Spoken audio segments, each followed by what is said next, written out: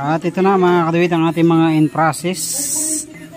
So mayroon tayong 3 chamber dyan na in process, and then lahat po ito ay for final touches na lang.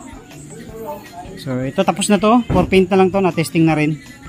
And then itong nawawala yung tangke nito isa. So itong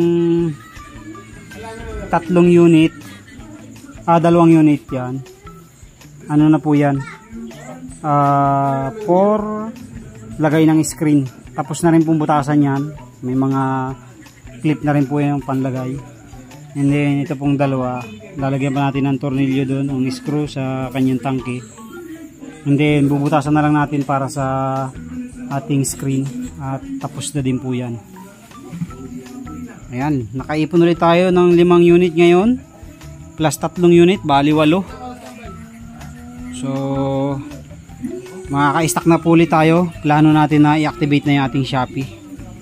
Kaya sa lahat po ng mga naghihintay na magkaroon tayo ng Shopee, soon makabenta pa tayo ng mga dalawa para may pambili tayo ng printer.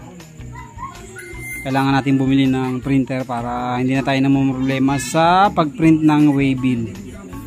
Okay, thank you very much po sa lahat ng mga patuloy sumusuporta at nanonood sa ating mga video sa YouTube, Facebook at TikTok at sa ating Facebook page.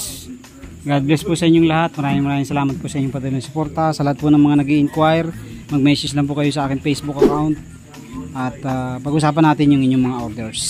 God bless po sa inyong lahat. Thank you very much. Thank you very much.